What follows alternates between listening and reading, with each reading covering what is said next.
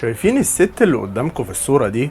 الست دي عندها القدرة تحسسك إنها مسكينة وغلبانة، وكمان تخليك تتعاطف معاها.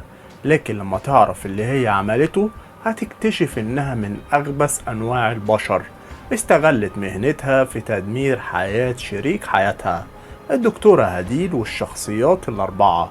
وبتبدأ حكاية النهاردة في سنة 2013 بمحافظة القاهرة، تحديدا الحي ال 12 بمدينة 6 أكتوبر. أبطال وضحايا النهاردة الخمسة سوريين الجنسية، وهنبدأ حكايتنا براس الأفعى.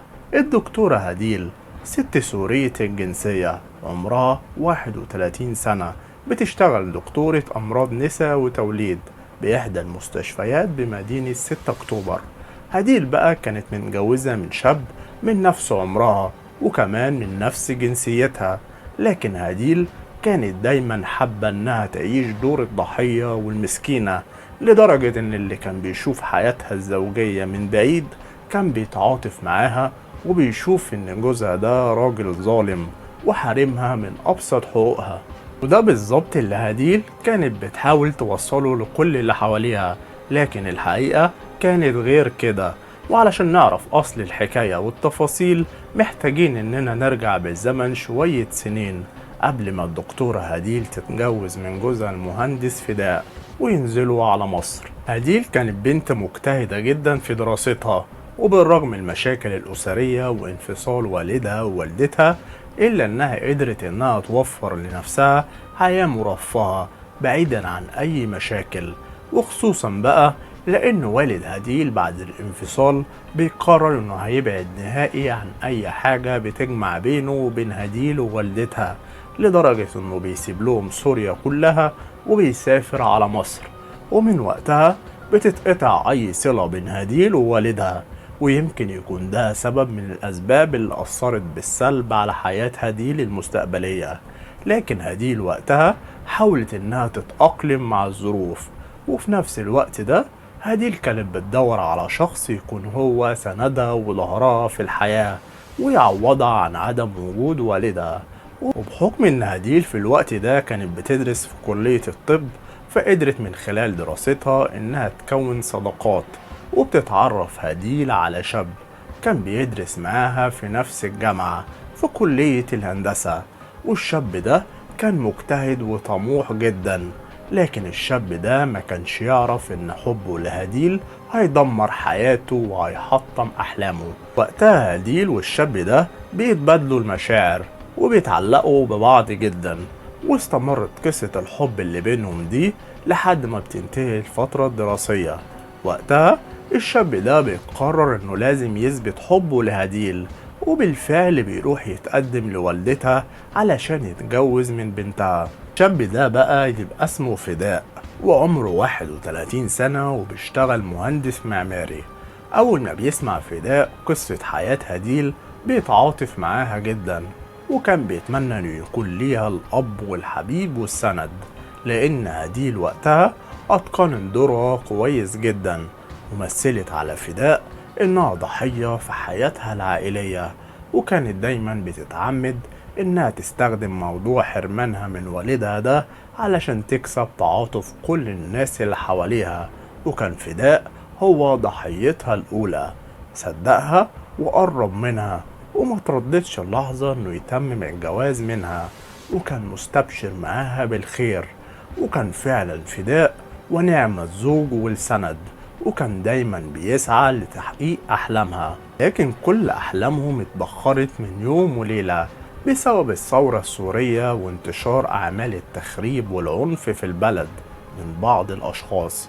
وفي الوقت ده بيقترح عليها فداء إنهم يسافروا لأحد الدول العربية الشقيقة لحد ما تهدى الأمور. في البداية هديل كانت رافضة الفكرة، لكنها وافقت في النهاية علشان ترضي جوزها فداء من ناحية، ومن ناحية تانية لأن فداء أكد لها بأنه قرر اللجوء لمصر. وفعلا بيسافروا لمصر وبيقعدوا وسط اخواتنا السوريين. كأنهم لما نزلوا على مصر ما كانوش لوحدهم، كان معاهم أخت فداء الصغيرة وفاء واللي عمرها 28 سنة. وفاء كانت بتحاول دايما إنها تكون قريبة من هديل، لأنها كانت متعاطفة معاها جدا وكانت بتعتبرها زي أختها، وكمان لأنها ما كانتش عايزة تزعل أخوها منها. وبتقعد وفاء مع أخوها ومراته في شقة 6 أكتوبر.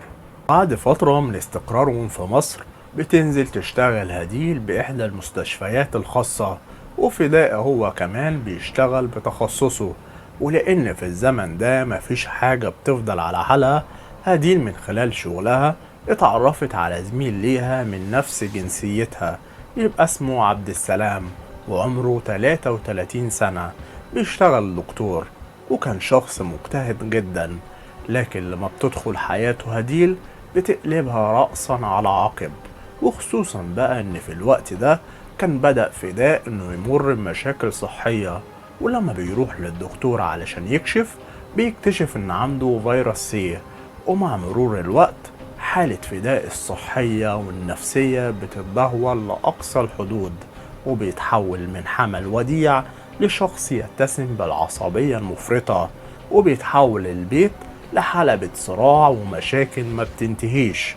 وبيبدأ فداء انه يبعد عن هديل تدريجيا، غير طبعا تقصيره في العلاقة الزوجية، لحد ما بيجي الوقت ما بيكونش في علاقة زوجية بينهم نهائي.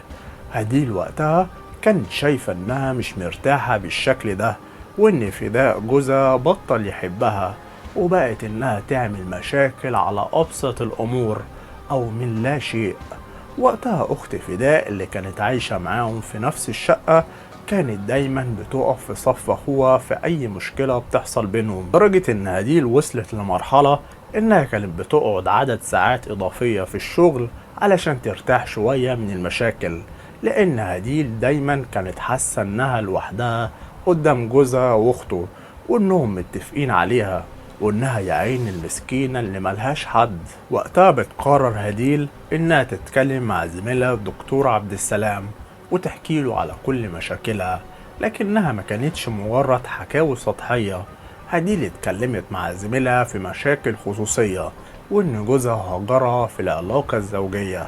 وقتها عبد السلام وابو قلب كبير بيسمع من هديل وبيتعاطف معاها وبيمشي على هواها بحكم انها بنت بلده وكده يعني، لحد ما بيظهر ابن خالد هديل واللي يبقى اسمه يحيى، وعمره 26 سنة، واللي كان بيشتغل صنايعي دوكو سيارات.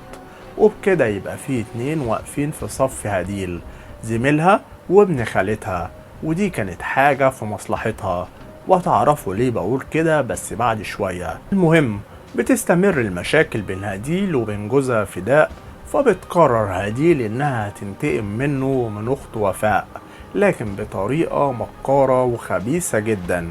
هديل كانت عايزة تظهر بانها الضحية قدام كل الناس، فبتطلع اشاعة على جوزها فداء واخته وفاء، وبتقول للجيران ان جوزها فداء بيستقبل ستات ورجالة عنده في البيت، معنى كده انه يبقى راجل قواد.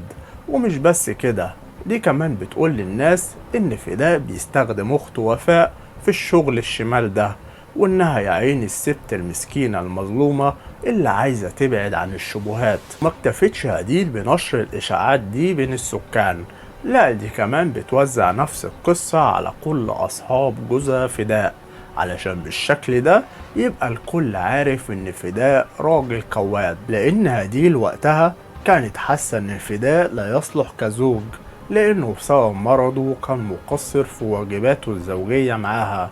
ولما بيعرف فداء كلام هديل عنه بيعاقبها بانه يستخدم معاها اسلوب العناد، وبدأ انه يمنع عنها الفلوس. لكن هديل في الوقت ده كانت عايزة تستفاد منه على قد ما تقدر، خصوصا بقى ان هديل في الوقت ده كانت وقعت في حب زميلها عبد السلام، فبتفكر ازاي تاخد فلوس فداء علشان تتجوز من عبد السلام. فقررت انها تطلب من فداء الطلاق علشان تاخد منه كل حقوقها الشرعية.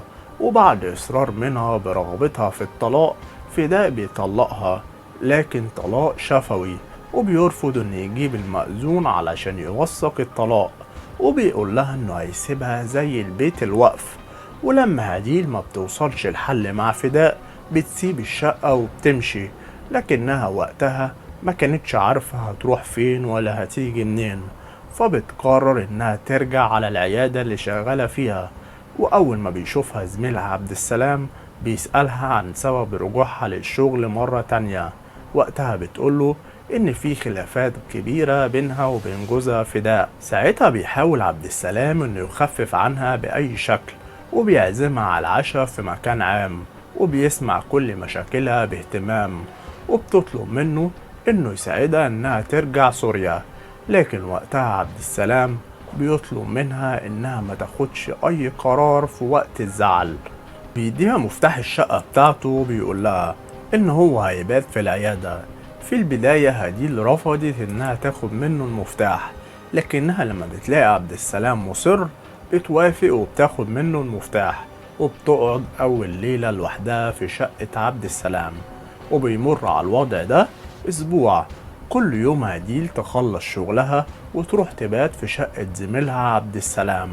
وخلال الفترة دي هديل كانت مستنية جوزها فداء يحاول انه يوصل لها او يسأل عنها حتى، لكن ده ما بيحصلش. اللي بيحصل ان عبد السلام كان كل يوم يبات في العيادة علشان يوفر الجو المناسب لهديل. لكن بعد مرور ايام هديل بدأت تفكر انها ترجع لجوزها فداء وتعتذر له علشان الحب والعشرة اللي كانت بتجمع بينهم. لكن في نفس الوقت ده وهي قاعدة لوحدها بالليل بتتفاجئ بجرس الباب بيرن. وقتها ترددت هديل انها تفتح الباب، لكنها بتكتشف ان الشخص اللي على الباب بره ده يبقى زميلها عبد السلام، وبيعتذر منها انه جالها في الوقت المتأخر ده، وبيقول لها ان سبب حضوره انه كان محتاج انه ياخد شوية هدوم وغيارات. وبيدخل عبد السلام أوضة النوم وبيبدأ انه يلم الهدوم في شنطة سفر صغيرة. وقتها هديل بتعرض عليه المساعدة وبيوافق، وبتبدأ هديل انها تجيب له هدومه وغياراته من الدولاب. لكن هديل وقتها بيظهر أجزاء من جسمها وهي بتجيب الحاجة من الدولاب. ساعتها عبد السلام أبو قلب كبير عينه ما نزلتش من على هديل، وبدأ انه يقرب منها بحجة انه مستعجل، وبيتعمد انه يلمس جسمها اكتر من مرة. ولما بيلاقيها ساكتة بيقرر الموضوع ده معاها، لحد ما بيوصل الموضوع انهم يرتكبوا العلاقة المحرمة. وقتها عبد السلام بيعتذر لهديل وبيقول لها انه غصب عنه ما قدرش انه يتحكم في نفسه. وبعد ما هديل قبلت اعتذاره استأذن منها انه يقعد معاها في الشقة، هو في أوضة وهي في الأوضة التانية، فبتوافق. لكن هديل في الوقت ده كانت قاعدة في أوضتها وبتفكر في كل اللي حصل بينهم، وبالرغم من حزنها إلا إنه اداها الشيء اللي مفتقداه من جوزها من شهور. وبتستمر علاقة هديل وعبد السلام لمدة 7 شهور، قاعدين مع بعض في نفس الشقة وعلى نفس السرير. ساعتها بتطلب هديل من عبد السلام إنه يتجوزها، ولما بيوافق بترجع هديل لجوزها فداء وبتطلب منه إنه يجيب المأذون ويطلقها رسمي، لكنه برضه بيرفض. وقتها بيقترح عليها عاشقها عبد السلام إنهم لازم يتخلصوا من فداء علشان يقدروا يكملوا حياتهم مع بعض، وبيقعدوا يرسموا خطة وسيناريو للجريمة. وساعتها بتستعين هديل بقريبها يحيى علشان يساعدها تتخلص من فداء ووفاء بمقابل مبلغ مالي. وبترسم هديل خطتها واللي كانت بدايتها إنها ترجع لجوزها فداء وتمثل عليه إنها خلاص رجعت للحياة معاه، واستغلت مهنتها وقدرت إنها تقنع فداء جوزها إنها تقدر تعالجه من فيروس سي. والحقيقة فداء جوزها كان مسكين وصدقها وسامحها بعد كل اللي هي عملته فيه، وبيرجع يأمن لها من تاني. ما كانش يعرف إن رجوع هديل ليه ده كان جزء من خطتها الشيطانية علشان تخلص عليه بالبطيء. بدأت هديل في تحضير مواد هتحقن بيها المحلول لزوجها فداء. المواد دي كانت كفيلة إنها تدمر وظائف الكلى، لكن علشان فداء يموت الموضوع ده كان هياخد شوية وقت، ويمكن هديل خطتها الشيطانية تتكشف. بالرغم إن هديل قعدت شهور تحقن فداء جوزها بالمواد دي، إلا إن النتيجة كانت عكسية. فكان لازم وقتها انها تغير خطتها الدنيئة دي. بتحدد هديل الوقت المناسب لتنفيذ الجريمة بمساعدة ابن خالتها وعشيقها عبد السلام. وهنا كل واحد من الاتنين دول كان بيساعد هديل لهدف واحد، هياخد منها فلوس، أما التاني فهيتجوزها. وتبدأ تفاصيل الجريمة كالآتي. قبل يوم الجريمة وفاء أخت فداء طلبت من هديل حاجات خاصة بعملية تجميل، لأنها كانت عايزة تظبط مناطق معينة في جسمها، واستعانت بهديل بحكم إنها دكتورة ولأنها كانت واثقة في خبرتها. وقتها هديل بتفهم وفاء إنها جابت لها طلبها، لكنها كانت مجهزة لها مفاجأة، مواد مخدرة علشان تغيب عن الوعي. وبعدها بتروح وبتحقن المخدر في المحلول. وقتها فداء ووفاء فقدوا للوعي تماما، وبيدخل عبد السلام وابن خالتها للشقة. وكانت الخطة هتمشي كالآتي: إنهم هيذبحوا وفاء وهيقطعوا شرايين إيد أخوها فداء علشان يبان إن فداء دخل على وفاء أخته لقى معاها راجل، فبينتقم لشرفه وبيذبحها.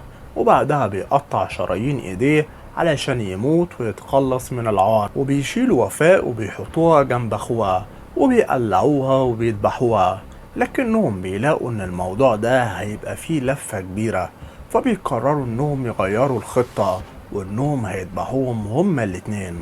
ولأنهم كانوا عايزين الجريمة دي تبان كأنها حادثة سرقة، ساعتها يحيى بيمسك راس فداء ويقوم عبد السلام ينزل على رقبته بالأداة الحادة وبيفصلها تماما عن جسمها. وبعد ما بيخلصوا مهمتهم بيخرجوا من الشقة وبيهربوا من على سطح البيت. لكن النهاية اللي كانوا راسمينها كانت مختلفة تماما عن النهاية الحقيقية، علشان بعد مرور كام يوم من الجريمة الجيران بتشم ريحة كريهة خارجة من الشقة، وعلى طول بيوصل بلاغ لاسم الشرطة، وبيتحرك فريق من رجال الأمن بصحبة فريق من البحث الجنائي. ولما بيكسروا باب الشقة وبيدخلوا بيتصدموا من شكل الجثتين. بمساعدة رجال البحث الجنائي ومعاينة مسرح الجريمة بيكتشفوا إن مفيش أي دخول للشقة غير شرعي، وكمان مفيش أي بعثرة في محتويات الشقة. لكن طبعا مفيش جريمة كاملة، لأن كل اللي عملوه هديل وشركائها إنهم سرقوا التليفونات ومبلغ مالي. وهنا كان لازم رجال الشرطة يحلوا لغز القضية دي. وقتها بيتحرك فريق من رجال المباحث وبيتعمل التحريات للكشف عن الحقيقة، وبيتم استجواب الجيران وسكان العمارة. ساعتها بيقولوا إنهم آخر مرة بيشوفوا فيها زوجة فداء وهي خارجة من كام يوم وما رجعتش تاني من يومها. وقتها بيتحرك فريق من رجال الشرطة وبيتم القبض على هديل وبيتحقق معاه. وفي الجانب التاني كان في جزء من رجال المباحث بيعمل تحريات عن فداء واخته وفاء. وقتها بيكتشفوا ان علاقة فداء الزوجية ما كانتش احسن حاجة، وان دايما كان في خلافات زوجية سابقة بين فداء وزوجته. لما رجال الشرطة خلال الاستجواب بتضغط على هديل بتنهار وبتعترف بكل حاجة وبتكون هي المتهمة الرئيسية. وبيتحرك فريق من رجال الشرطة وبيتم القبض على شركائها في الجريمة، الدكتور عبد السلام وابن خالتها. لكن الغريب هو ردة فعل عبد السلام ويحيى ابن خالة هديل أثناء الاعترافات. الاتنين كانوا بيضحكوا بشكل غريب جدا، باستثناء هديل واللي كانت مقضياها صعبانيات لاستعطاف هيئة المحكمة.